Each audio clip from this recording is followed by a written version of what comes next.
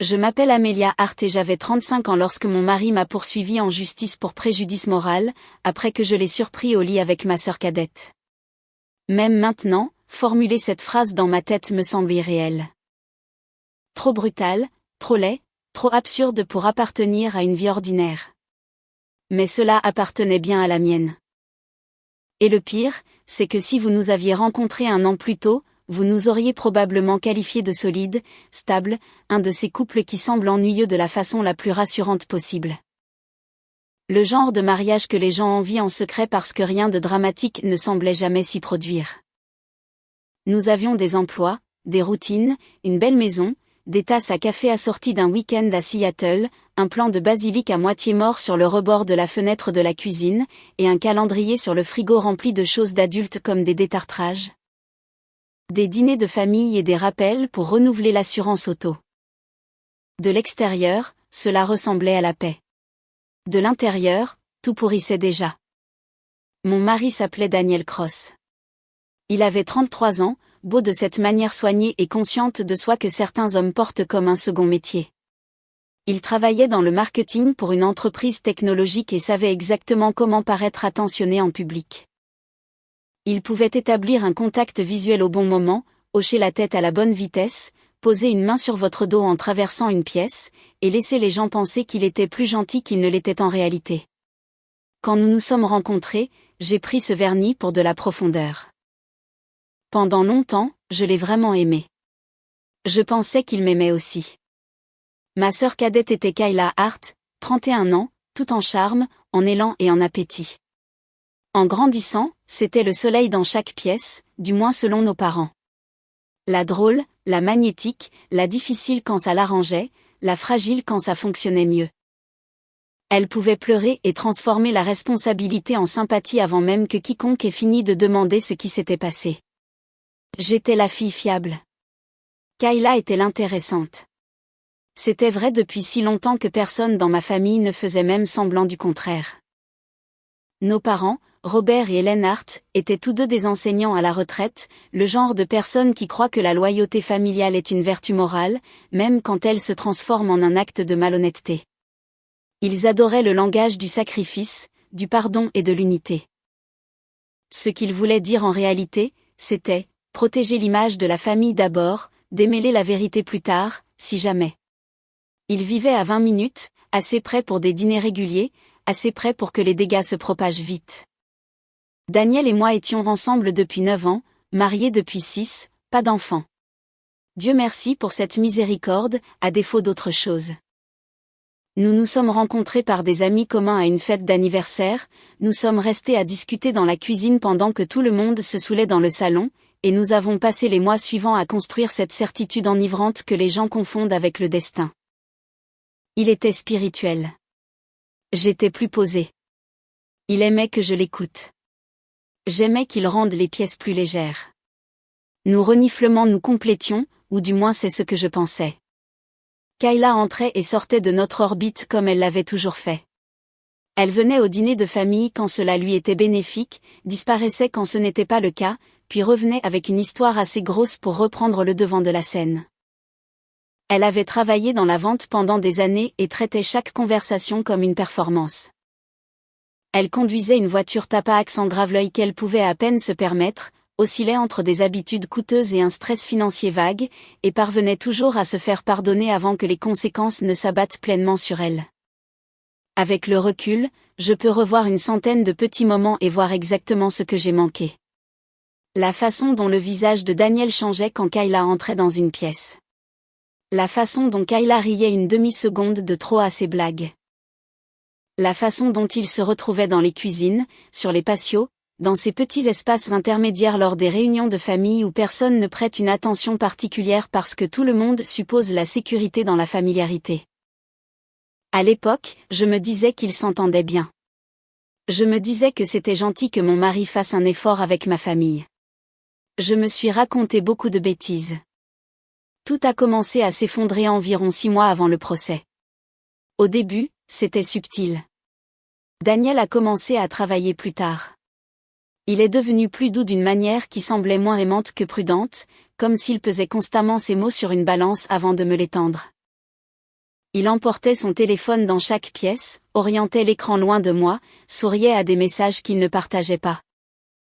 Il a commencé à prendre sa douche dès son retour à la maison, peu importe l'heure, comme s'il avait besoin de se laver de sa journée avant que je puisse lui poser des questions. Il disait que le travail était intense. Une grosse campagne, des délais serrés, une nouvelle direction, des réunions sans fin, tout était plausible. C'était la partie la plus difficile. Rien ne paraissait insensé en soi. Ce n'était insensé qu'une fois qu'on assemblait toutes les pièces et qu'on prenait du recul. Il a acheté un nouveau parfum, plus cher que d'habitude. Il a commencé à mieux s'habiller pour les jours de semaine ordinaires. Il a perdu tout intérêt à me toucher, mais pas à envoyer des SMS jusqu'à minuit avec la luminosité de son téléphone au plus bas, à côté de moi dans le lit. Je me souviens d'un jeudi soir où j'ai demandé très nonchalamment, « Qui te tient éveillé si tard ?» Il n'a même pas sourcillé. « Des clients », a-t-il dit. Puis il m'a embrassé le front comme si j'étais ridicule de poser la question. Ça aurait dû me déranger plus que ça. Puis il y a eu les dîners de famille. Kayla a commencé à venir plus souvent. Rien que ça aurait dû me rendre méfiante, car la constance n'avait jamais été son fort, à moins qu'elle ne veuille quelque chose. Mais elle était là soudainement, appuyée contre le comptoir de la cuisine avec un verre de vin, se portant volontaire pour aider Daniel à apporter les plats dehors, s'asseyant à côté de lui alors qu'il y avait d'autres chaises vides. Le regardant quand il parlait avec cette expression alerte et amusée que les gens arborent quand ils veulent que quelqu'un continue sa performance pour eux. Une fois, chez mes parents, je suis rentrée du patio et je les ai trouvés en train de rire dans le couloir, debout trop près l'un de l'autre, la conversation s'arrêtant à la seconde où ils m'ont vu. « Quoi ?» ai-je demandé. Kayla a souri. « Détends-toi. Il me racontait juste à quel point tu étais impossible à l'université. » Daniel a souri trop vite. « Tu me fais passer pour un méchant. » J'ai souri en retour, parce que c'est ce que font les femmes quand elles ne se sont pas encore autorisées à être méfiantes.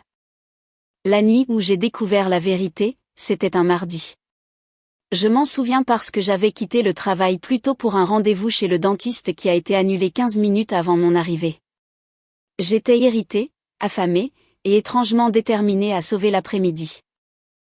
J'ai pensé que je pourrais peut-être surprendre Daniel, commander de la nourriture thaïlandaise de son restaurant préféré, passer une de ces rares soirées anticipées que les couples mariés se promettent toujours de prendre le temps d'avoir.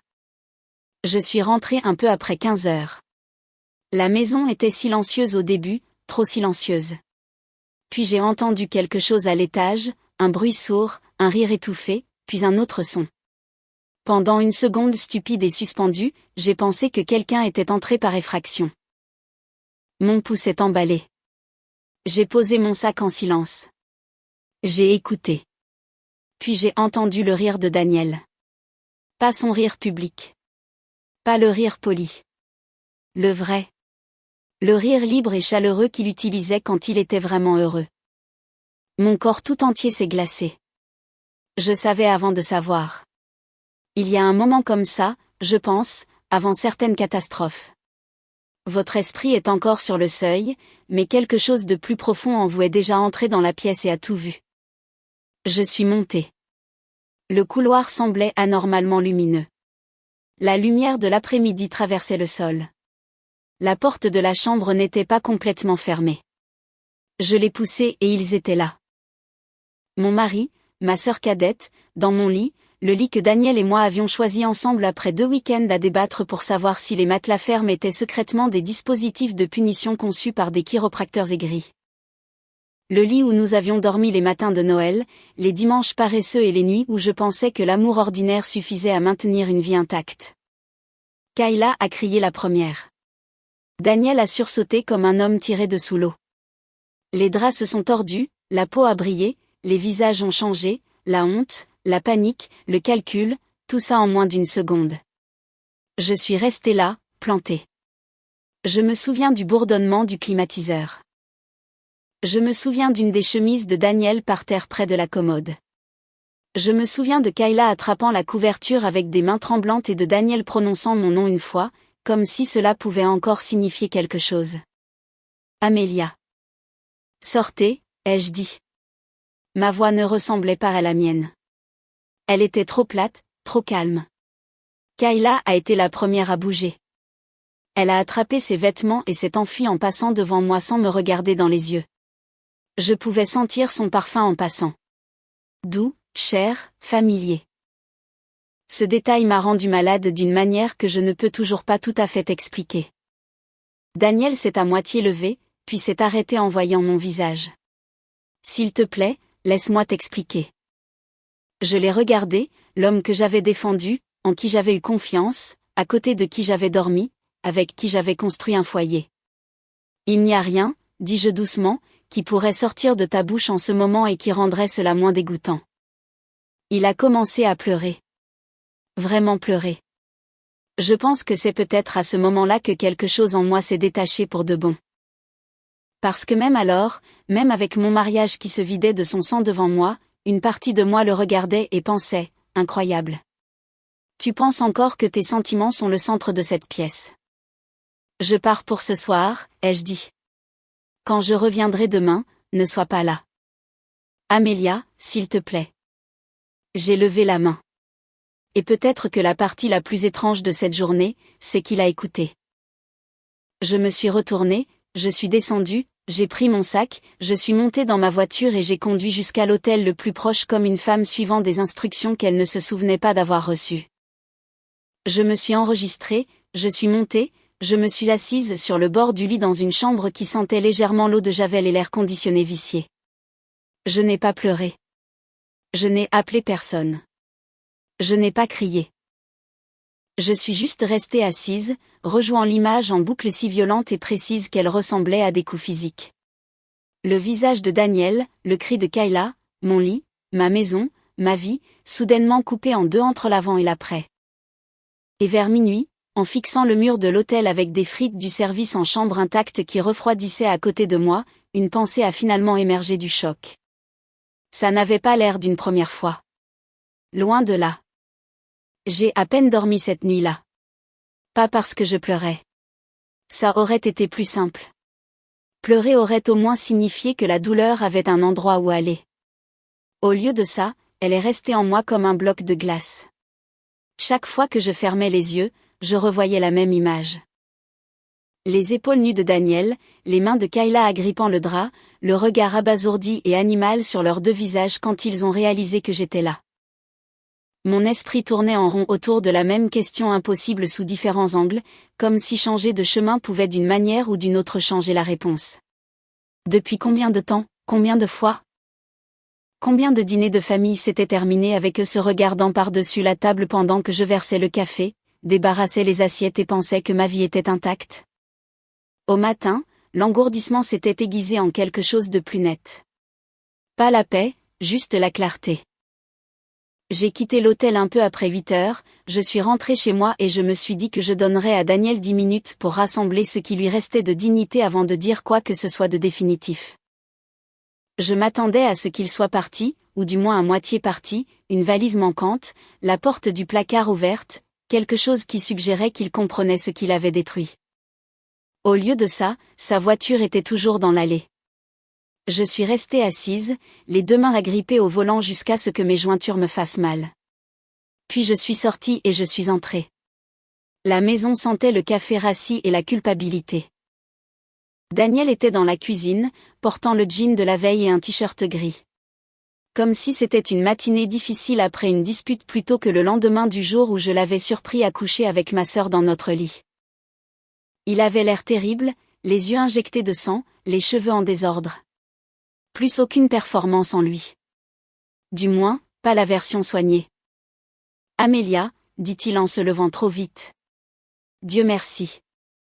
J'avais peur que tu ne reviennes pas. J'ai posé mes clés sur le comptoir et je les regardais. Je t'ai dit raclement de gorge de ne pas être là. Je sais. Je sais. Il passa ses deux mains sur son visage. J'avais besoin que tu m'écoutes avant d'amplifier les choses. Cette phrase. Amplifier les choses. J'ai ri. Un petit son stupéfait. Rien de chaleureux. Tu couchais avec ma sœur, ai-je dit. Dans mon lit. Je ne pense pas être celle qui amplifie quoi que ce soit.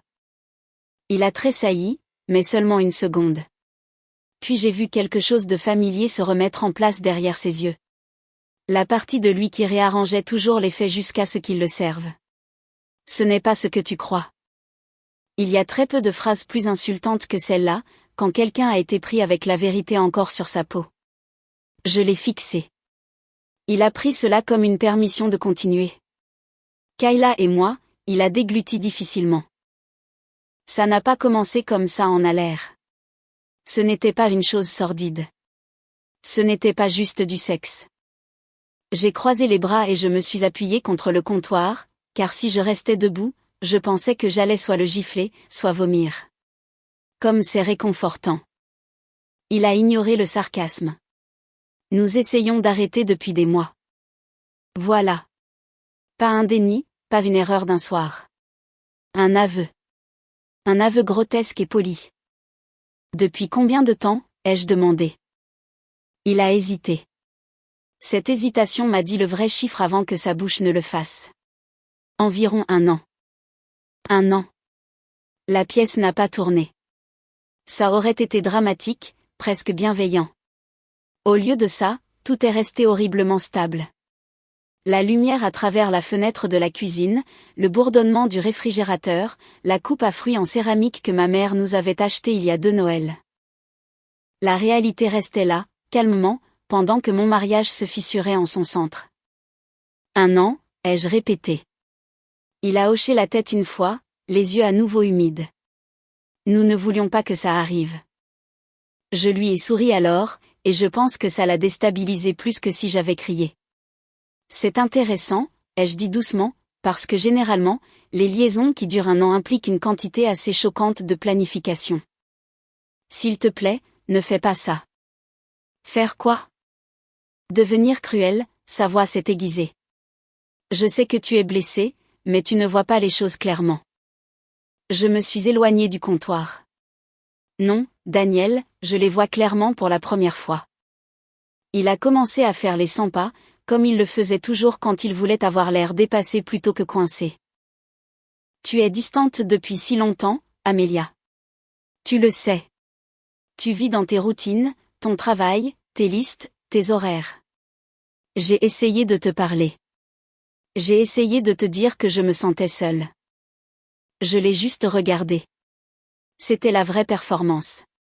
Pas les larmes, pas le regret. Le recadrage. Tu te sentais seule, ai-je dit. Alors, tu as couché avec ma sœur. Il a expiré comme si j'étais puérile.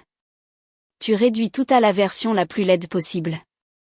J'ai presque admiré son audace. Tu sais quoi, dit-il en se rapprochant. Très bien. Oui, ça a mal commencé. Mais ce que Kayla et moi avons est réel. Elle m'écoute. Elle me comprend. Elle me fait ressentir des choses. Arrête. Il s'est tu. J'ai soutenu son regard. Ne te tiens pas dans ma cuisine pour me parler de tes sentiments pour ma sœur comme si j'étais censé les respecter. Sa mâchoire s'est crispée. Je pouvais voir le changement aussi clairement que le temps qui passe sur une vitre. Le masque du mari en deuil est tombé.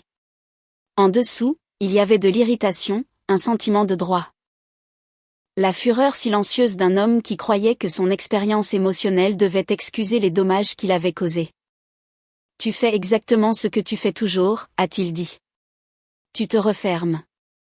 Tu décides que tu as raison et que tout le monde devient le méchant. J'ai ri à nouveau, mais cette fois, le son était plus rauque. Tout le monde? Oui. Sa voix s'est élevée. Tu n'es pas parfaite, Amelia. Notre mariage n'était pas parfait. Tu étais froide.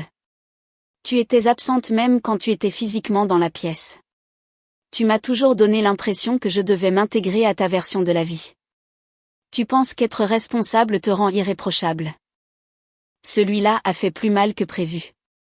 Pas parce que je le croyais, mais parce que je reconnaissais la tactique. Prendre la blessure qu'il a créée et la remplir de bruit jusqu'à ce que je commence à me défendre au lieu de regarder directement ce qu'il a fait. Je serais tombée dans le panneau autrefois. Plus maintenant. Je veux divorcer, ai-je dit. Il a cligné des yeux comme s'il ne s'était pas préparé à une telle franchise.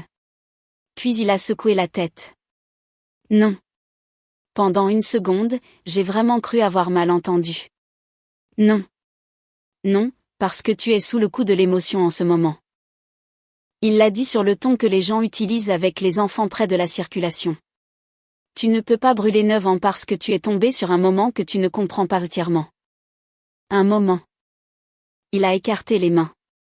Je dis que c'est compliqué. Tu m'as dit que ça durait depuis 1 an. Il a ouvert la bouche, puis a changé de direction. Si ton premier réflexe est toujours de partir quand les choses deviennent difficiles, alors peut-être que ça en dit plus sur toi que sur moi. Je l'ai fixé pendant une longue, lente seconde. Puis j'ai hoché la tête. D'accord, ai-je dit. Laisse-moi simplifier ça pour toi.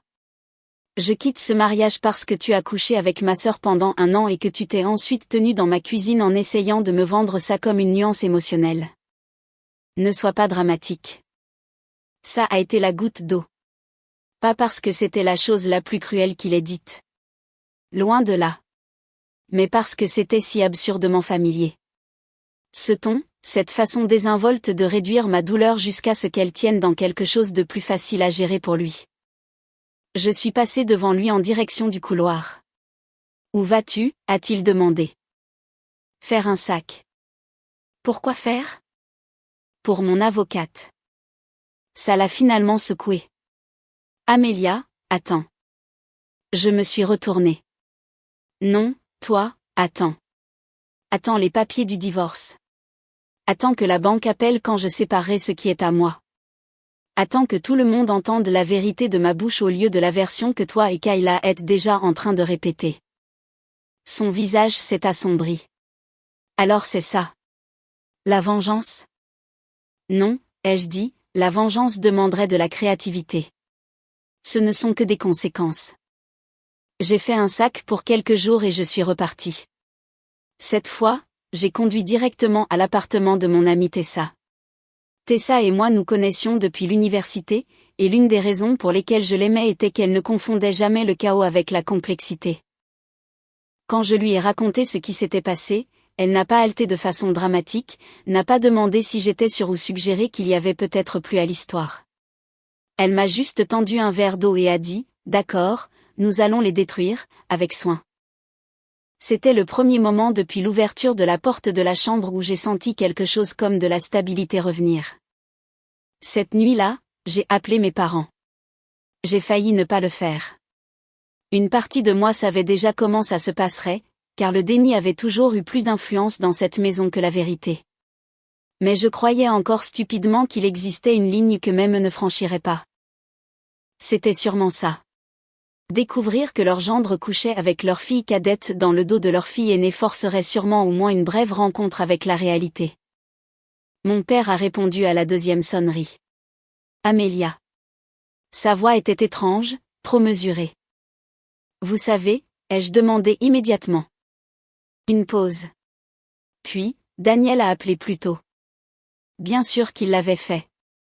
J'ai fermé les yeux et la voix de ma mère est passée sur le haut-parleur.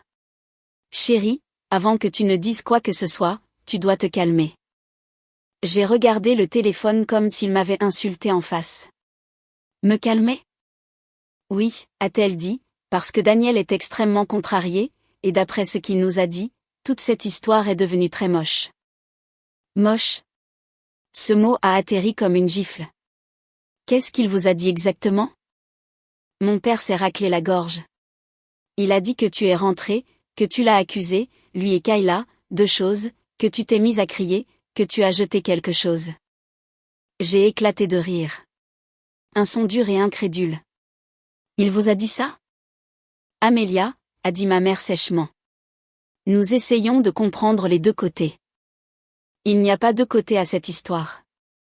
Je suis entrée dans ma chambre et j'ai trouvé mon mari en train de faire l'amour avec Kayla. Silence. J'ai entendu ma mère expirer. Puis elle a dit très doucement, Daniel nous a dit qu'il parlait. J'ai regardé Tessa de l'autre côté de la pièce. Elle mimait déjà, oh mon Dieu. Non, ai-je dit, il ne parlait pas. Mon père est intervenu, la voix plus ferme maintenant. Quoi qu'il en soit, ça n'a pas besoin de devenir un spectacle public. Les mariages traversent des périodes difficiles. J'ai senti quelque chose de froid et métallique dans ma poitrine. Avez-vous entendu ce que je viens de dire? Oui, a-t-il répondu, irrité maintenant, ce qui était incroyable. Et je dis que les gens font des erreurs quand les émotions sont fortes. Des erreurs, ai-je répété. Coucher avec le mari de votre fille pendant 1 an est une erreur? N'utilise pas ce ton avec nous, a claqué ma mère. Nous t'avons mieux élevé que ça. La pièce est devenue très silencieuse autour de moi. Que Daniel me trompe avec ma sœur était apparemment surmontable. Mon ton était le scandale. Où est Kayla? Ai-je demandé. Une autre pause. Puis ma mère a répondu, plus doucement cette fois, comme si le mensonge sonnerait plus doux à un volume plus bas. Elle est ici. Je n'ai rien dit. Mon père s'est précipité pour combler le silence. Elle était hystérique. Daniel aussi. Ils sont tous les deux venus. Nous ne savions pas quoi faire d'autre. Ils sont tous les deux venus ensemble chez mes parents pour être réconfortés après que je les ai surpris dans mon lit. Je me suis assise lentement sur le bord du canapé de Tessa parce que soudain, mes genoux ne me semblaient plus tout à fait fiables. Elle est là, ai-je dit, avec lui. Ils sont dans des chambres séparées, a dit ma mère rapidement, ce qui m'a dit qu'elle s'était déjà longuement justifié cette situation. J'ai presque admiré l'efficacité. Moins de 24 heures après avoir fait exploser mon mariage, mon mari et ma sœur avaient réussi à se réfugier sous la protection de mes parents comme des réfugiés d'une guerre qu'ils avaient déclenchée. Il n'y a rien à arranger, ai-je dit. Mon père a soupiré. Amélia, ne sois pas précipitée. J'ai failli laisser tomber le téléphone. Précipité. Le divorce est sérieux. Le mariage, c'est du travail. Si Daniel se sentait négligé. Je l'ai interrompu. Si Daniel se sentait négligé, il aurait pu utiliser des mots au lieu de coucher avec votre autre fille. Ma mère a inspiré brusquement. C'est assez. Non, ai-je dit, et ma voix était soudain si calme que même Tessa a cessé de bouger. En fait, je pense que je ne fais que commencer. Vous êtes-vous demandé quel genre de personnes s'installent ensemble chez les parents après avoir trahi leur femme et leur sœur? Vous êtes-vous demandé pourquoi vous les réconfortiez au lieu de m'appeler? Tu l'as mis dehors, a dit mon père. Je suis parti. C'est la même chose. Ce n'était pas le cas. Mais j'ai compris alors que les faits perdaient déjà face à la commodité. Ma mère a de nouveau adouci sa voix, comme elle le faisait quand elle voulait que la conformité se déguise en amour. Ma chérie, Kayla a fait une terrible erreur. Daniel a fait une terrible erreur. Mais si tu continues à réagir comme ça, tu vas détruire toute la famille.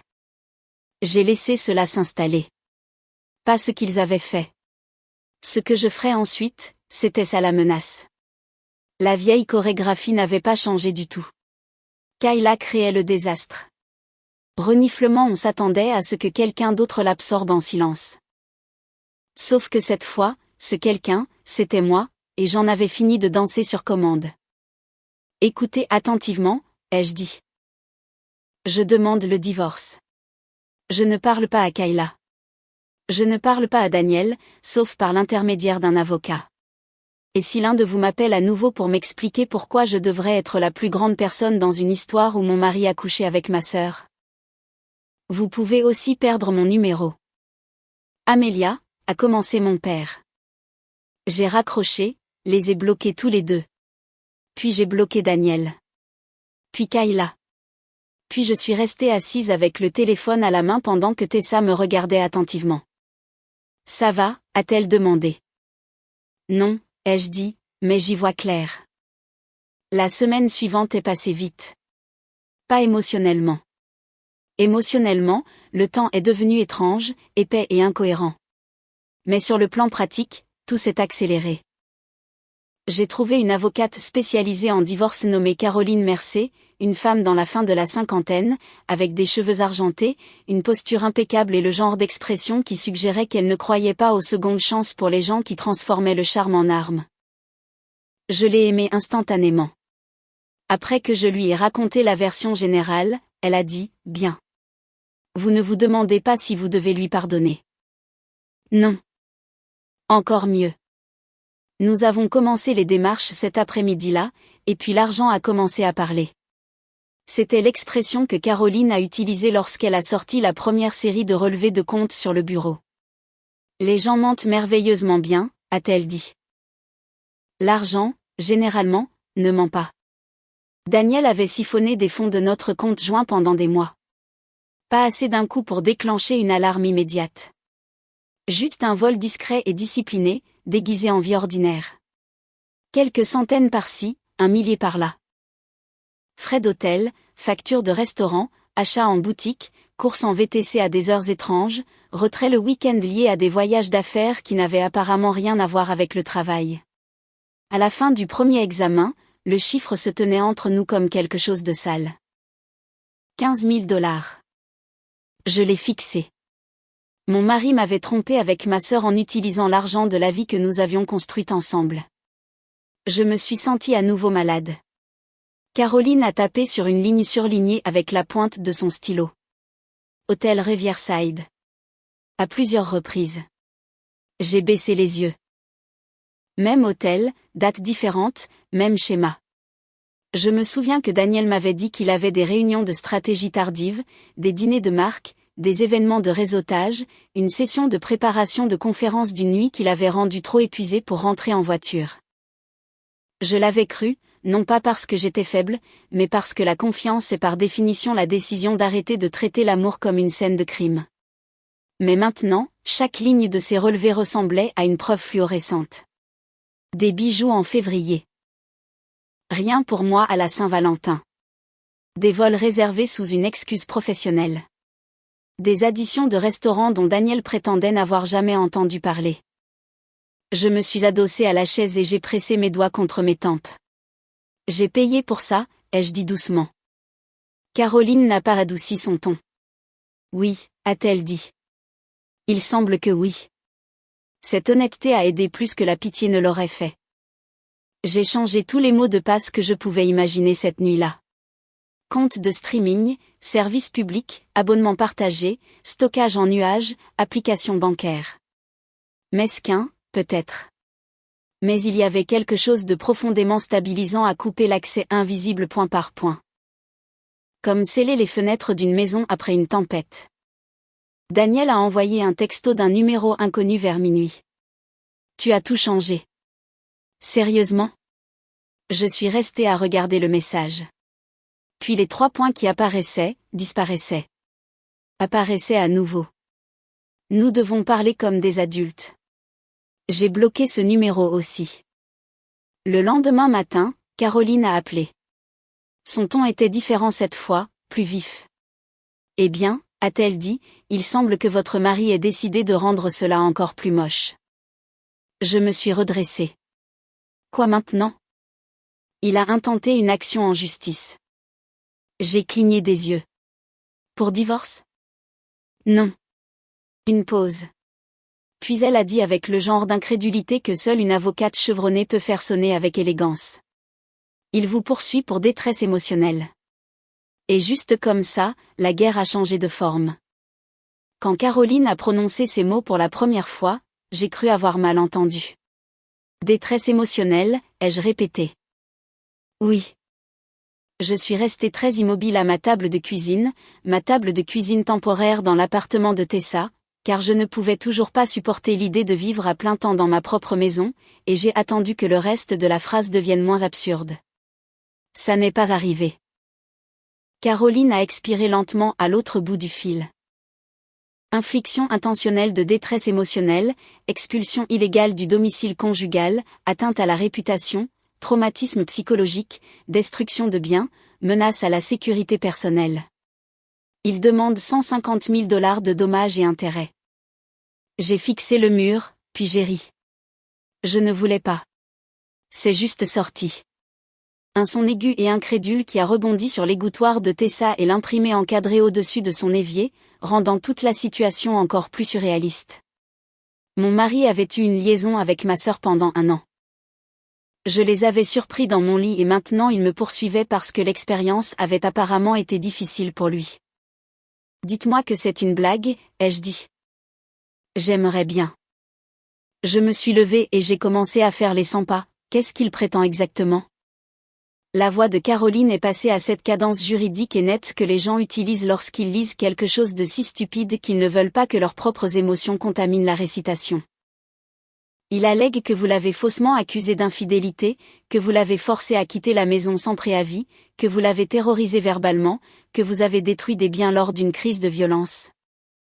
Que vous avez intentionnellement répandu des mensonges sur son caractère et que vous lui avez causé de graves dommages émotionnels et professionnels. J'ai arrêté de marcher. Faussement accusé. Oui, raclement de gorge. J'ai ri à nouveau, plus doucement cette fois. L'audace était presque artistique. Et qui a déposé ça, ai-je demandé. Il y a eu la plus petite dépose. Puis Caroline a dit, votre sœur. Pendant une seconde, je n'ai rien dit. Pas parce que je n'ai pas compris. Parce que j'ai compris instantanément et la vitesse de la chose m'a retourné l'estomac. Kayla raclement de gorge le représente. Elle a signé les plaidoiries en tant qu'avocate au dossier. Je suis devenue glaciale. Bien sûr qu'elle l'avait fait. Bien sûr que la liaison n'avait pas suffi. Bien sûr que la trahison ne les avait pas satisfaits. Bien sûr qu'ils avaient aussi besoin d'un récit. De légitimité. Du théâtre de l'innocence. Le frisson de se tenir en public et de me regarder forcé de défendre la réalité pendant qu'il transformait la performance en arme. Tessa, qui avait fait semblant de ne pas écouter depuis l'autre pièce, s'est approchée en voyant mon visage. Quoi? J'ai couvert le téléphone une demi-seconde. Kayla est son avocate. La bouche de Tessa s'est ouverte. C'est psychotique. C'est exact, a dit Caroline sèchement à travers le haut-parleur. Apparemment, elle l'avait entendu. Je me suis rassise. Pour la première fois depuis l'ouverture de la porte de la chambre, la colère m'a traversé nettement. Pas le genre chaud et sauvage. Quelque chose de plus froid, de plus utile. Quoi d'autre, ai-je demandé. Il y a une liste de témoins jointe. Je me suis adossée à la chaise et j'ai fermé les yeux. Dites-moi vos parents. Celui-là a quand même fait mal. Pas parce que je ne m'y attendais pas, parce que l'attente ne réduit pas l'impact. Elle permet juste au coup d'arriver à l'heure. Caroline a continué. Aussi, 3 des collègues de Daniel, son thérapeute, et son amie la plus proche, Mélissa. Mélissa est une femme? Oui, désolée. Son amie la plus proche, Mélissa. Elle est prête à témoigner qu'il s'est confié à elle pendant des années sur votre cruauté émotionnelle et votre comportement de contrôle. Je me suis frotté le front. Des années. Ils avaient tous choisi des années. C'était la partie qui me fascinait. Même au milieu des dégâts, personne ne ment à petite échelle quand ils pensent qu'ils peuvent s'en tirer. Ils voient grand, balais, sont sporadiques. Ils ne veulent pas seulement l'innocence. Ils veulent la mythologie. Que disent mes parents, ai-je demandé. Caroline a brassé des papiers.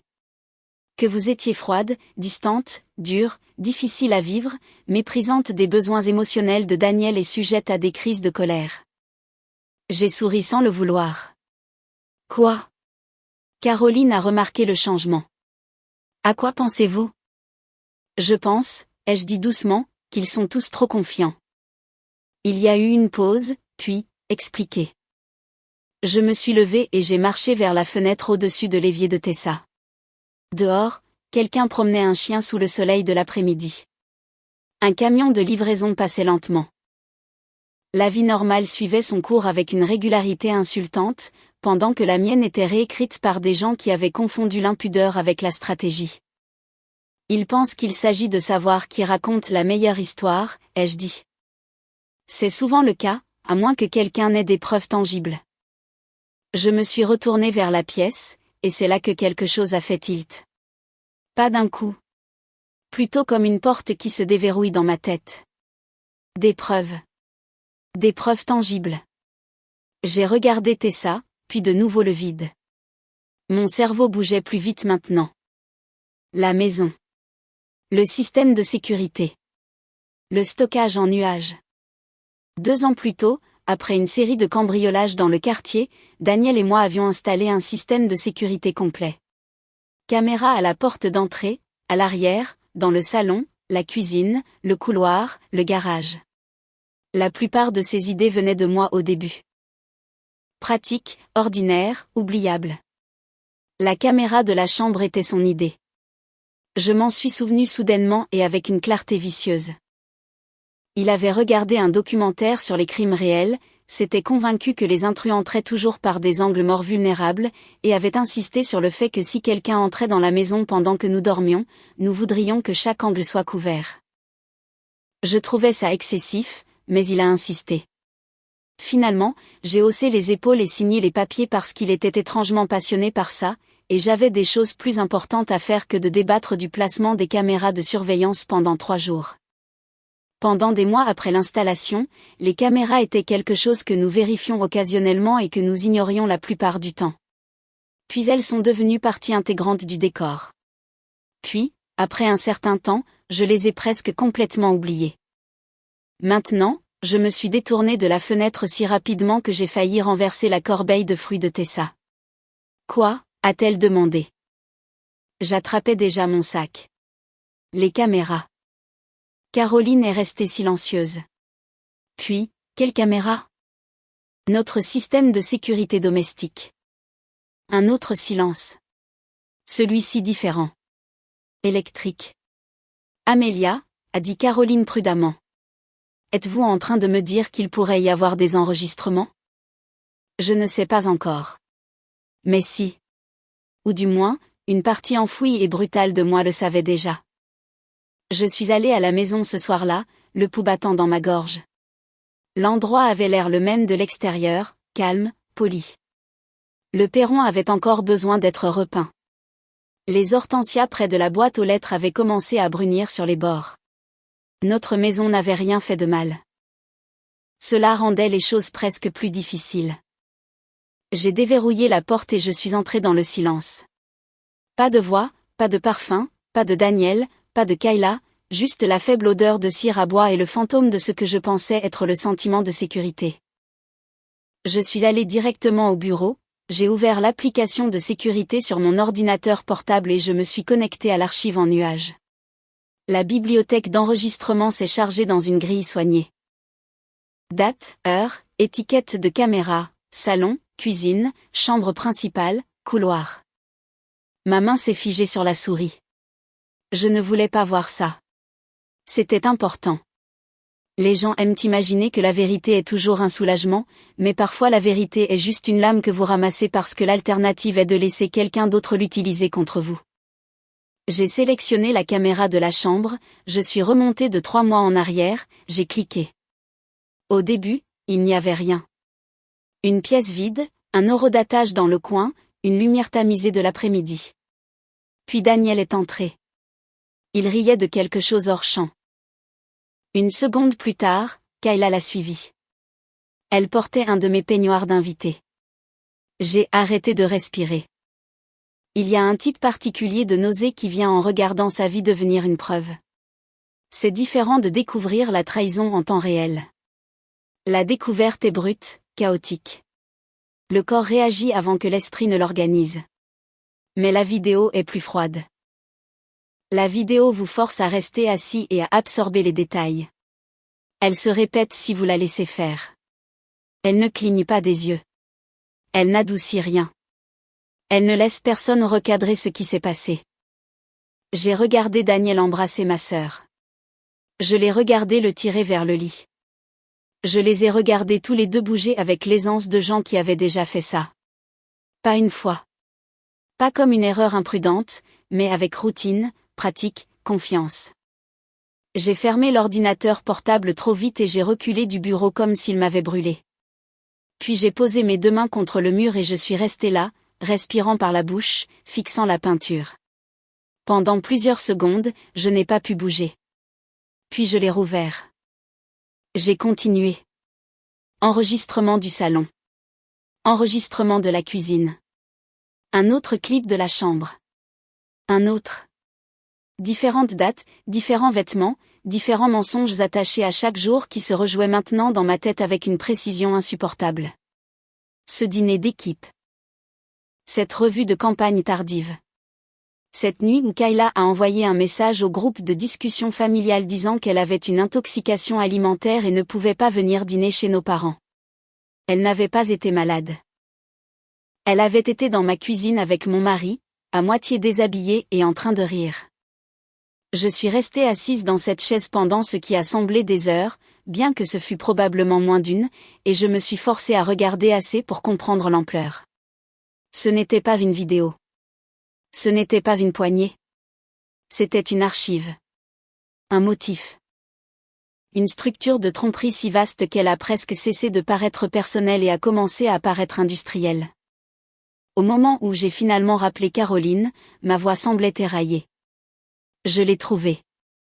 À quel point est-ce grave? J'ai regardé l'écran. Daniel et Kayla figés en plein rire dans le salon à une date de janvier.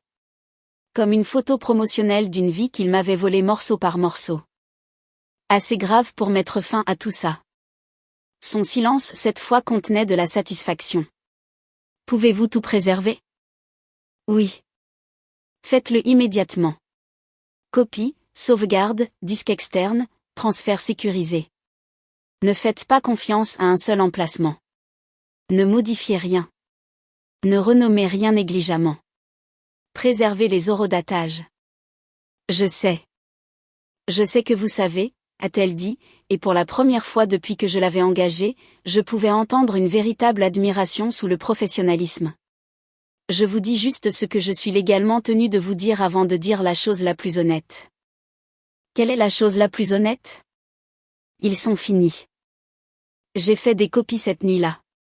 Sauvegarde chiffrée, disques externes, un téléversement sécurisé sur le portail de litige de Caroline, un duplicata local enfermé dans une boîte ignifuge.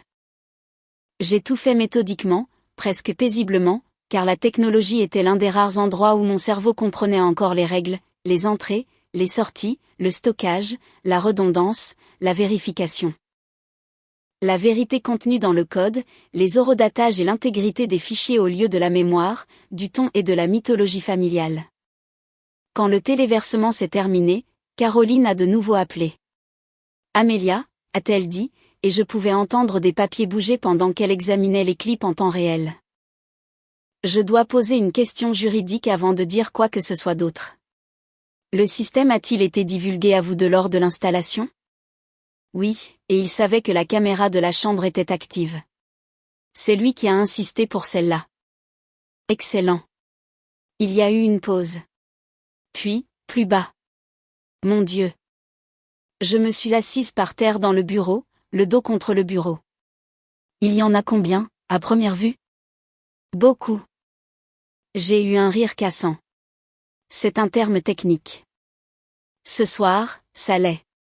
Elle semblait presque enjouée maintenant, ce qui dans d'autres circonstances m'aurait dérangé. Dans celle-ci, c'était comme si l'air revenait dans une pièce fermée. Ils ont intenté ce procès en s'attendant à ce que vous paniquiez, a-t-elle dit. Ils s'attendaient à ce que vous régliez ça discrètement ou que vous ayez l'air instable en vous défendant. Ils pensaient que le théâtre émotionnel l'emporterait sur la documentation. Ils se sont trompés. Oui. J'ai attendu. Puis j'ai dit la chose qui avait commencé à se former dans mon esprit pendant que je regardais les clips. Je ne veux pas l'utiliser tout de suite. Elle a marqué une pause. Que voulez-vous dire? Je veux dire, je sais que nous devons divulguer ce que nous sommes légalement tenus de divulguer. Je sais que nous devons suivre la procédure. Je n'essaie pas de cacher des preuves de manière inappropriée. Bien. Mais je ne veux pas montrer tout mon jeu trop tôt. Une autre pause. Puis Caroline a dit très prudemment. Continuez. Je me suis levée et je me suis regardée dans la fenêtre du bureau, ne voyant qu'un faible reflet sur le jardin sombre à l'extérieur. J'avais l'air plus âgé qu'il y a 3 semaines. Plus dur, aussi. Ils ont menti dans une plainte, ai-je dit. Ils vont mentir dans les dépositions. Mes parents vont mentir. Daniel va pleurer. Kayla va se pavaner. Ils pensent tous qu'ils contrôlent la situation parce qu'ils croient encore qu'ils peuvent façonner l'histoire. C'est vrai. Alors, laissons-les faire. Silence. Je pouvais presque sentir Caroline se redresser à l'autre bout de la ligne. Ils veulent construire une fausse version de mon mariage, ai-je dit. Très bien. Laissez-les la construire bien haut. Laissez-les soumettre des déclarations. Laissez-les jurer sous serment. Laissez-les s'engager pleinement.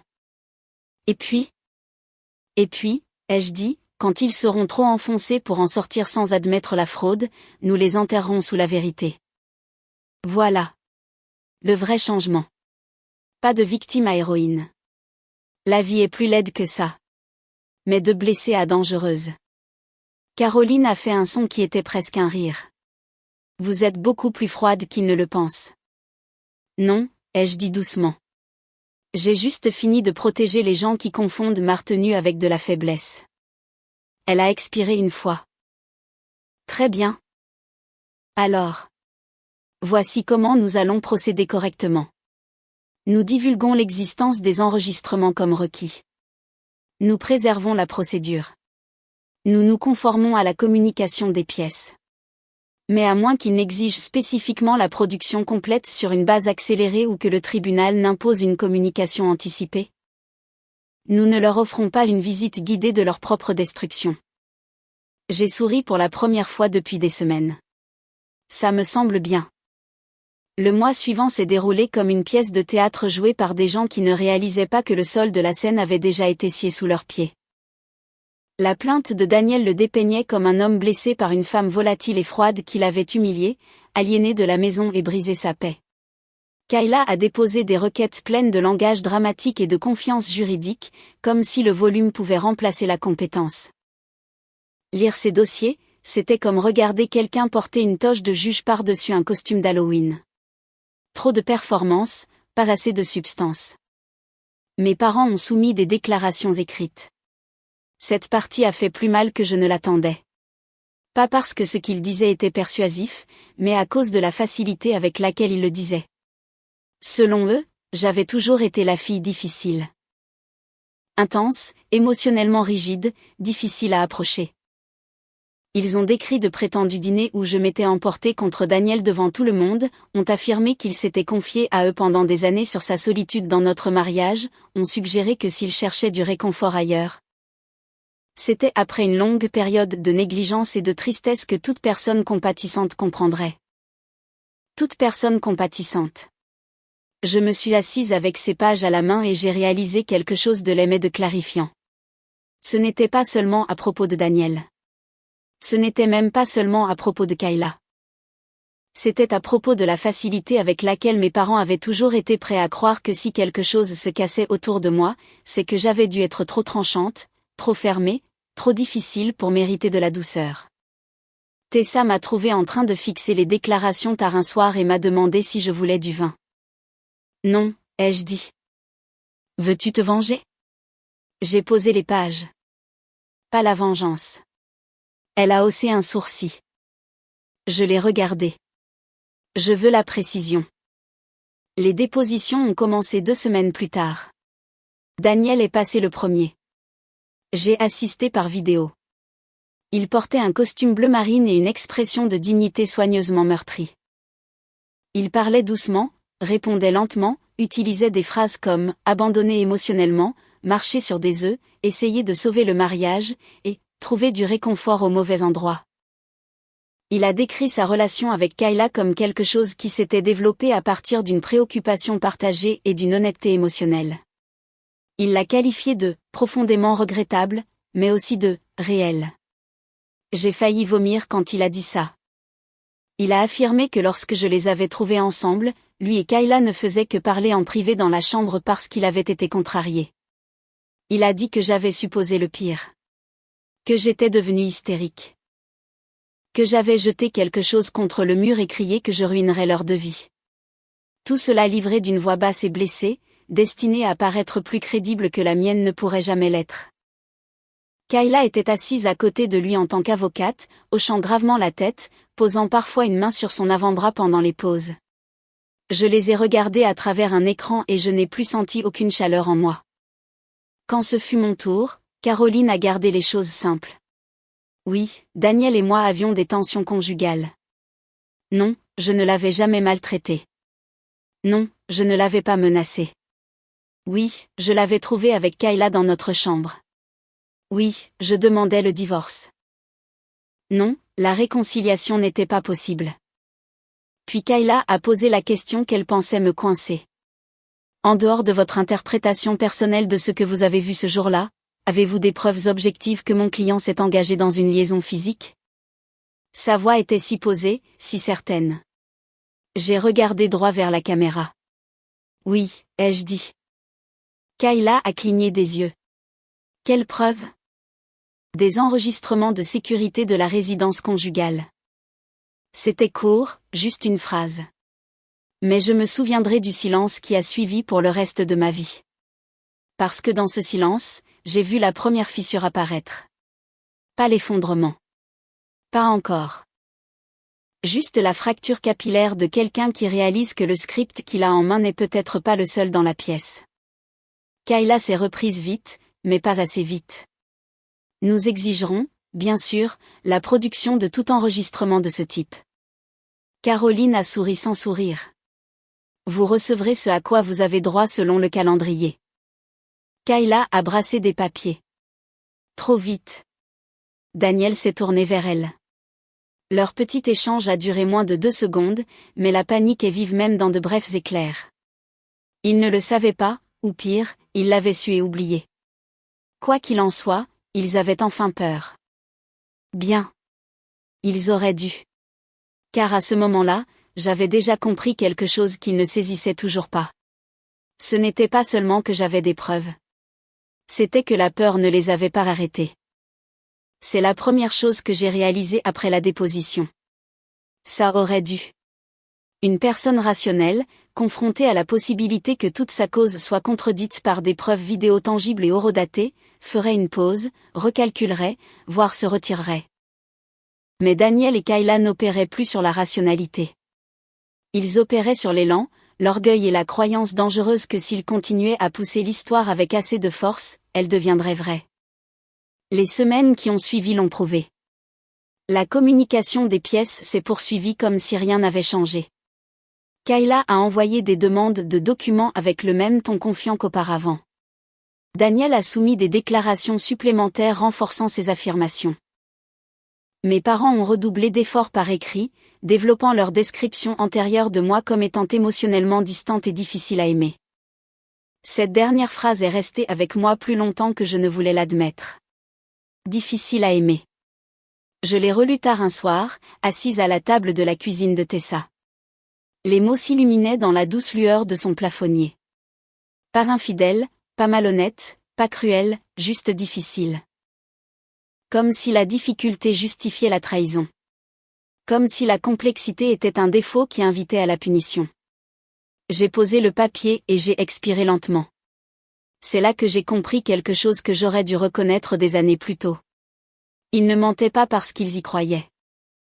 Ils mentaient parce que c'était plus facile que d'affronter ce qu'ils avaient fait. Caroline a appelé le lendemain matin. Ils ont officiellement demandé les enregistrements, a-t-elle dit. J'ai versé du café dans une tasse que je ne reconnaissais pas, celle de Tessa, ébréchée sur le bord, et je me suis appuyée contre le comptoir. Et nous répondons selon le calendrier. Nous n'accélérons pas. Nous ne retardons pas indûment. Nous nous conformons. Et nous ne les éduquons pas. Elle a presque ri. Non, a-t-elle dit. Nous ne les éduquons pas. C'est devenu le rythme. Nous divulguions juste assez. Confirmions l'existence des enregistrements, maintenions la conformité procédurale, et sinon, laissez-les continuer à parler. Laissez-les continuer à construire. Laissez-les continuer à s'engager. Le tournant est survenu 2 mois plus tard. Kayla a déposé une requête en jugement sommaire. Même Caroline a dû marquer une pause en la lisant. Ils demandent au tribunal de statuer en leur faveur sans procès complet, a-t-elle dit. Je l'ai fixé à travers l'écran. Sur quelle base? Sur la base que leurs preuves sont accablantes. J'ai laissé cela s'installer. Accablante. Ça aurait été drôle si ce n'était pas si agressivement délirant. Qu'ont-ils soumis, ai-je demandé. Des affidavits, des déclarations, le témoignage du thérapeute, les déclarations de vos parents, des collègues vous décrivant comme contrôlante, un récit très dramatique sur les abus émotionnels. Et aucune mention des enregistrements. Non. J'ai souri. C'était le moment où j'ai su. Ils ne m'avaient pas seulement sous-estimé. Ils m'avaient effacé. Dans leur version de la réalité, je n'étais plus une menace. J'étais juste un obstacle déjà géré. Caroline a expiré lentement. C'est audacieux. C'est un mot pour ça. Elle a hésité. Amélia, c'est ici que nous répondons. J'ai hoché la tête. Je sais.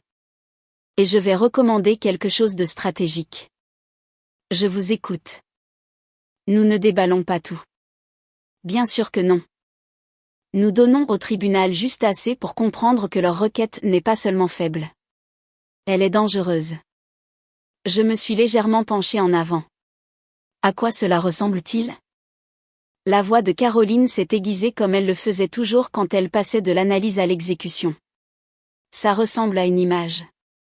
Je n'ai pas parlé. Une seule image fixe, a-t-elle continué, horodatage visible. Contexte indéniable. Pas explicite au-delà du nécessaire, mais sans équivoque. J'ai fermé les yeux une seconde. Cette image existait déjà dans ma tête. J'en avais vu trop. D'accord, ai-je dit. Et puis, a-t-elle ajouté, nous joignons une déclaration.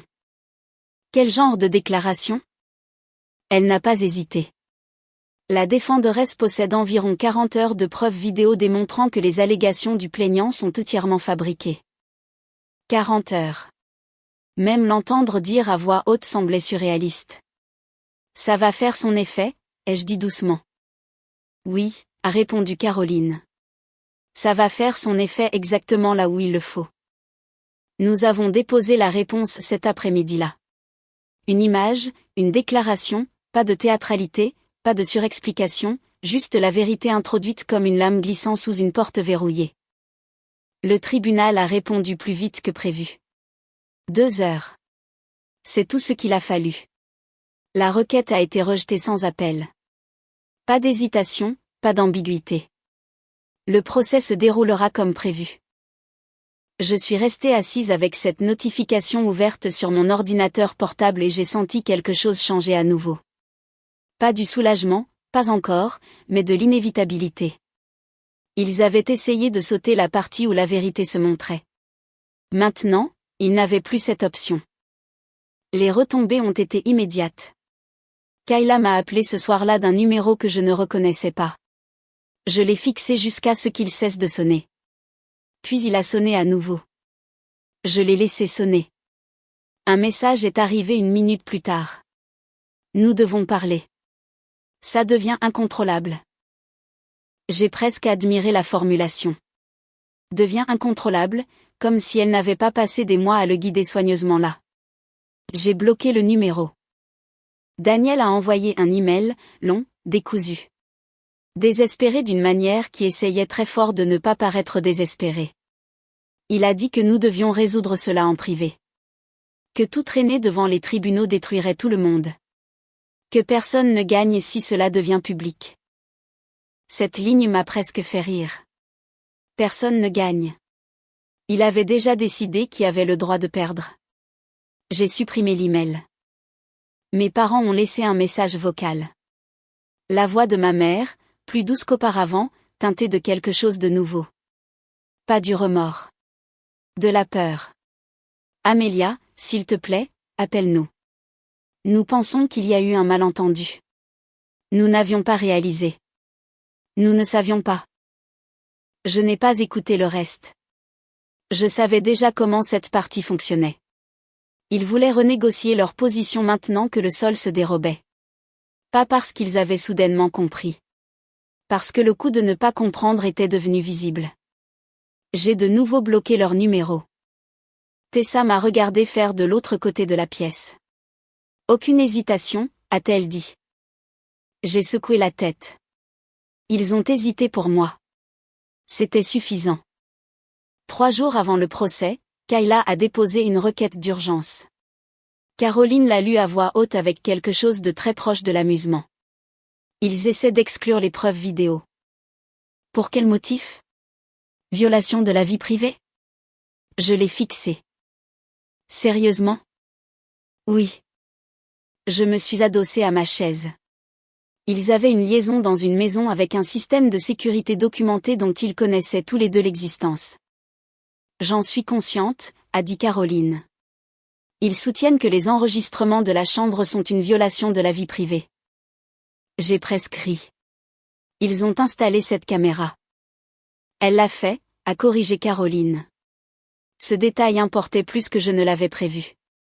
Kayla avait insisté pour la caméra de la chambre. Maintenant, elle essayait de prétendre qu'elle ne devrait pas exister. Il y avait quelque chose de presque poétique là-dedans. Quelle est notre réponse, ai-je demandé. Nous rappelons au tribunal l'accord d'installation, le consentement signé et l'avis affiché concernant la surveillance. Et puis nous laissons la loi faire ce pourquoi elle est conçue. Le juge a rejeté la requête le lendemain matin. Pas de cérémonie, pas de drame, juste un rejet clair et clinique. Les preuves étaient recevables. Il ne leur restait nulle part où aller. La veille du procès, je suis retournée à la maison. Pas pour regarder les enregistrements, pas pour revivre quoi que ce soit, juste pour être là. Pour voir si elles me semblaient encore miennes. Ce n'était pas le cas. Pas entièrement. Mais elles ne leur appartenaient plus non plus. Elles semblaient neutres, comme un endroit où quelque chose s'était terminé. Je me suis tenue dans le salon, regardant le canapé où l'un des clips avait été enregistré, et j'ai réalisé quelque chose que je ne m'étais pas permis de penser auparavant. Je n'étais plus en colère. Pas de la même manière. L'acuité s'était émoussée en quelque chose de plus stable, de plus froid, de plus net. La colère brûle. Ça ne brûlait pas. Ça attendait. Mon téléphone a vibré dans ma main. Numéro inconnu à nouveau. J'ai répondu cette fois. Silence pendant une demi-seconde. Puis la voix de Daniel. Amélia. J'ai brièvement fermé les yeux. Quoi? Il a expiré. S'il te plaît, ne fais pas ça. J'ai presque souri. Je ne fais rien. Si, tu le fais, a-t-il dit rapidement. Tu vas tout détruire. Tu vas nous humilier tous. Je me suis appuyée contre le mur. Tu aurais dû y penser avant de mentir sous serment. On peut encore trouver un arrangement, a-t-il dit. On peut arranger ça. Tu n'es pas obligé de tout montrer. Voilà. Tout. Il ne savait pas exactement ce que j'avais, mais il en savait assez pour en avoir peur. Daniel, ai-je dit doucement. Tu m'as poursuivi en justice. J'étais en colère. Moi aussi. C'est allé trop loin. C'est toi qui l'as poussé aussi loin. Une pause. Puis sa voix a baissé. S'il te plaît. Ce mot. Doux. Presque sincère. Pendant un instant, je me suis souvenu de l'homme que j'avais épousé. Ou du moins de la version de lui que je pensais exister. Puis je me suis souvenu des enregistrements. Des horodatages, des mois. Non, ai-je dit. Il a inspiré brusquement. Tu vas vraiment faire ça? Oui. Tu vas me ruiner. J'ai ouvert les yeux. Non, ai-je répété. Tu as fait ça toi-même. Je ne vais juste pas mentir à ce sujet. Silence. Puis la ligne s'est coupée. Je suis restée là longtemps après ça. Puis j'ai éteint les lumières et je suis partie. Le matin du procès, le palais de justice semblait plus froid qu'il n'aurait dû. Peut-être que c'était juste moi. Caroline m'a retrouvée devant la salle d'audience, déjà posée, déjà vive. Prête, a-t-elle demandé. Oui. Bien. Nous sommes entrés ensemble. Daniel était déjà là, costume conservateur, cheveux bien coiffés, visage soigneusement arrangé pour ressembler à une souffrance silencieuse. Kayla était assise à côté de lui, feuilletant des papiers trop rapidement. Mes parents étaient derrière eux. Ma mère avait l'air fatiguée. Mon père avait l'air plus petit, pas plus faible, juste diminuée, comme si la certitude avait commencé à lui échapper. Je ne les ai pas regardés longtemps. J'ai pris ma place, j'ai ouvert mon ordinateur portable, j'ai posé le disque dur sur la table. Caroline s'est légèrement penchée vers moi.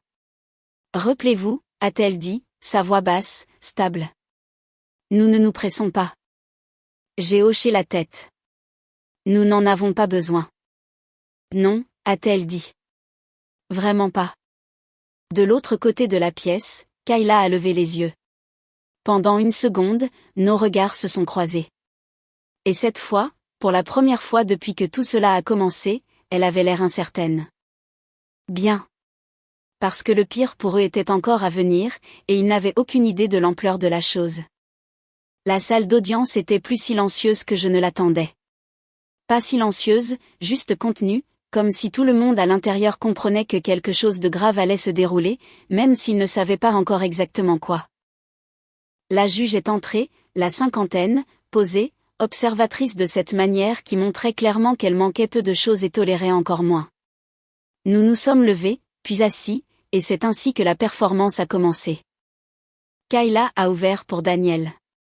Elle se tenait les épaules carrées, la voix contrôlée, le ton poli, la version d'elle-même qu'elle utilisait quand elle voulait l'autorité sans l'expérience. Votre honneur, a-t-elle commencé, cette affaire concerne le préjudice émotionnel, la négligence et les conséquences d'un mariage qui se détériorait depuis des années. J'ai cessé d'écouter les mots, non pas parce qu'ils n'avaient pas d'importance, mais parce que je les connaissais déjà. Je les avais lus, entendus, vus être répétés dans les dépositions, les dossiers, les déclarations. L'histoire était familière. Maintenant, la différence était qu'aujourd'hui, elle était racontée sous serment. Ça comptait. Daniel a été le premier à la barre. Il avait l'air exactement comme je m'y attendais, mesuré, doux, contrôlé, le genre d'homme que les gens veulent instinctivement croire parce qu'il n'a pas l'air d'avoir besoin de mentir. Kayla l'a guidé à travers le récit. Comment décririez-vous votre mariage dans l'année précédant cet incident? Daniel a soupiré, un son calme et pratiqué. Solitaire, a-t-il dit. Distant. J'avais l'impression de vivre avec quelqu'un qui ne me voyait plus. Je l'ai regardé. Il n'y avait aucune hésitation, aucune lueur de doute, juste une livraison fluide. Et avez-vous tenté d'aborder ces sentiments avec votre femme, a demandé Kayla. Oui, de nombreuses fois. Comment a-t-elle répondu? Elle s'est refermée, m'a rejeté, a dit que je surréagissais. J'ai presque admiré la chose. Pas le mensonge, la cohérence. La façon dont il a construit une version de moi si plate et sans cœur que ses choix semblaient presque inévitables. Kayla s'est approchée. Et votre relation avec Madame Kayla Hart? J'ai vu la juge lever légèrement les yeux à cette formulation. Même elle l'a remarqué. Comment s'est-elle développée? Daniel a baissé les yeux. Progressivement, a-t-il dit. Nous parlions. Elle comprenait ce que je traversais. Ce n'était pas prévu. C'est juste arrivé. Voilà. La phrase qu'ils adoraient. C'est juste arrivé. Des mois de tromperie, des centaines de choix, des milliers de messages réduits à quelque chose qui avait dérivé dans l'existence comme la météo. Et le jour en question, a poursuivi doucement Kayla. Nous parlions dans la chambre, a dit Daniel. J'étais contrariée. Ma copine, il s'est corrigé rapidement, ma femme. Trop tard. Le lapsus flottait dans l'air, petit mais réel. Nous étions assis sur le lit, a-t-il continué, entièrement habillé. Elle est entrée, a supposé le pire, et elle a perdu le contrôle.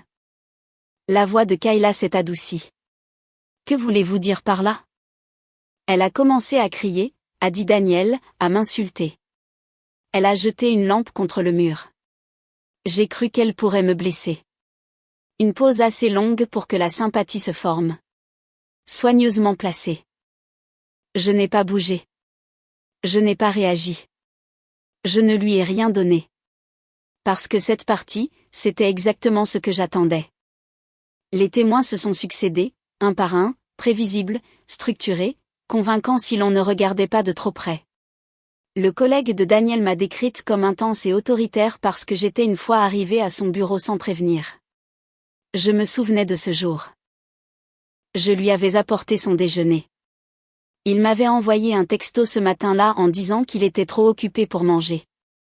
Mais au tribunal, c'est devenu du contrôle. Son thérapeute a parlé ensuite. A utilisé des mots comme traumatisme, anxiété, répression émotionnelle. Tout basé sur la version des événements de Daniel. Tout livré avec une certitude clinique. Mélissa a témoigné que Daniel s'était confié à elle pendant des années sur la façon dont je le faisais se sentir petit. Ce mot encore, petit. Tout le monde aimait ce mot car il les faisait passer pour des victimes au lieu de participants. Puis mes parents. C'était la partie la plus difficile. Mon père a parlé le premier. Sa voix était stable, familière. La même voix qui m'avait autrefois appris à faire du vélo.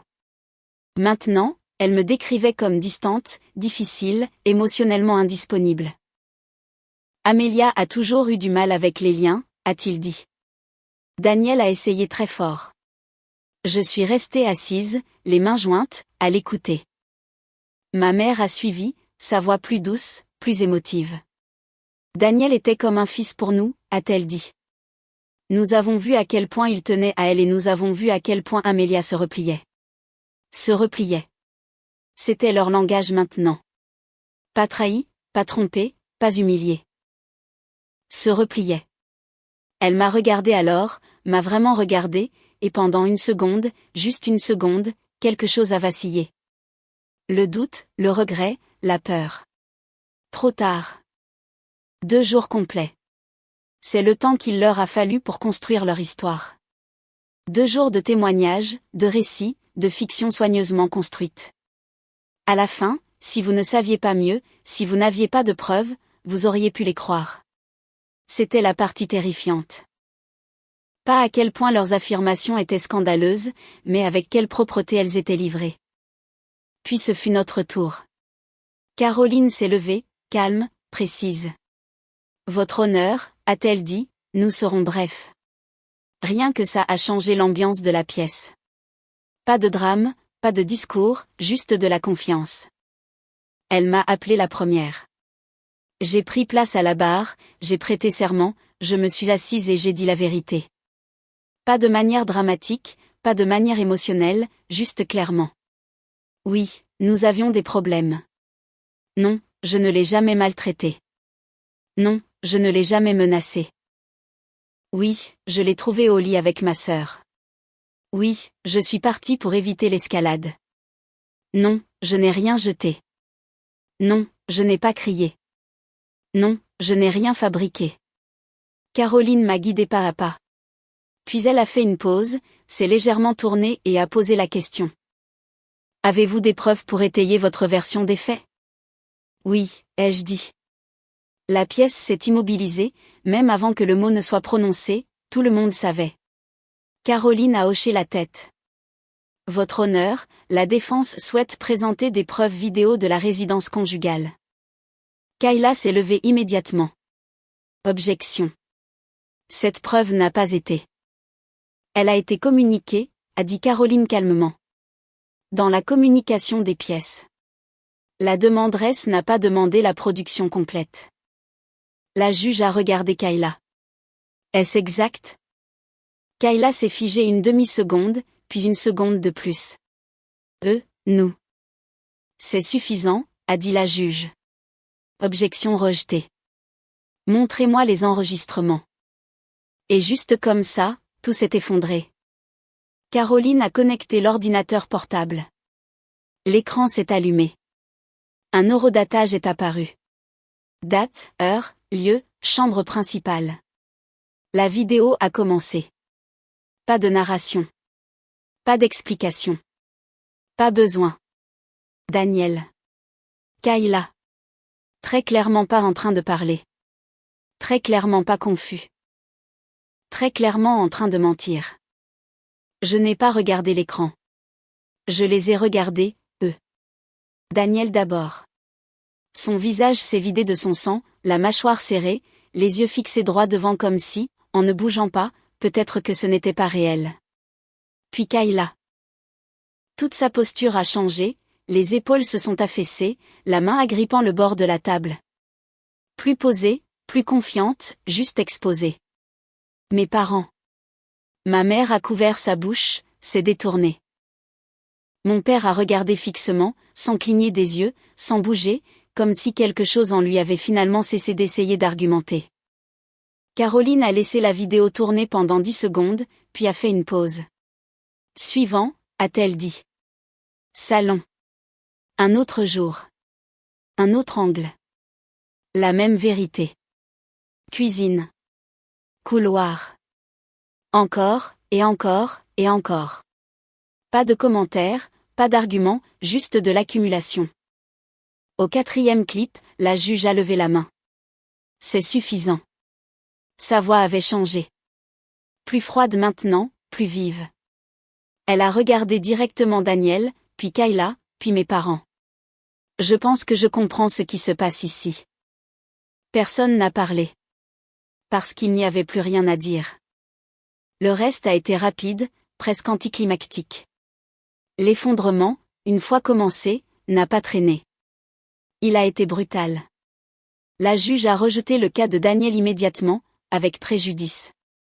Pas de nouvelle plainte, pas de deuxième tentative. Puis nous sommes passés à la demande reconventionnelle. Caroline a présenté les dommages et intérêts de manière nette. Pertes financières, frais de justice, préjudice moral. Pas d'exagération, pas de théâtralité, juste des chiffres.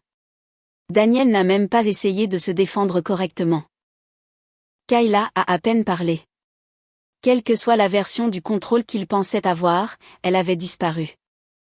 Le jugement est tombé rapidement, en notre faveur. 75 000 $ de dommages et intérêts plus les frais de justice et les frais de cour. Plus de 100 000 $ au total. Le visage de Daniel n'a pas changé. Pas vraiment. Il s'est juste vidé, comme si quelque chose en lui avait finalement renoncé à essayer de remodeler la réalité. Puis la juge a de nouveau parlé. Pas à moi. À eux. À mes parents. Soutenir quelqu'un qui a fait du tort à votre enfant est une chose, a-t-elle dit. Mentir sous serment pour l'aider à éviter les conséquences en est une autre. Ma mère a commencé à pleurer. Mon père a baissé les yeux. Vous devriez réfléchir très attentivement à ce que vous avez choisi de défendre, a poursuivi la juge. Puis elle s'est tournée vers Daniel. Vous avez fabriqué des allégations d'abus dans un tribunal. Puis vers Kayla. Et vous l'avez permis en tant qu'officier de la cour. Silence. Lourd. Final. L'audience est levée. Dehors, tout semblait étrange. Trop lumineux. Trop normal. Des gens marchant, parlant, des voitures passant, comme si rien ne s'était passé. Caroline m'a serré la main. C'est, a-t-elle dit, complet. J'ai hoché la tête. Oui. Ça va? J'y ai réfléchi, puis j'ai répondu honnêtement. Je ne sais pas, parce que j'avais gagné. Complètement. Indéniablement. Mais là, debout, je ne me sentais pas victorieuse. Je me sentais vide. 3 mois plus tard, Daniel a recommencé à appeler. Différents numéros, différents tons. La confiance avait disparu. La certitude, tout cela avait été remplacé par quelque chose de plus petit. De désespéré. Amélia, s'il te plaît. Je n'arrive pas à suivre les paiements. Ils prennent la moitié de mon salaire. Supprimé. S'il te plaît, parle-moi. On a signifié quelque chose un jour. Bloqué. J'ai fait une erreur. Je le sais maintenant. Silence. Il a perdu son emploi. La nouvelle s'est répandue. Les entreprises n'aiment pas embaucher des gens qui mentent sous serment. Kayla a perdu le sien aussi. Le barreau a ouvert une enquête.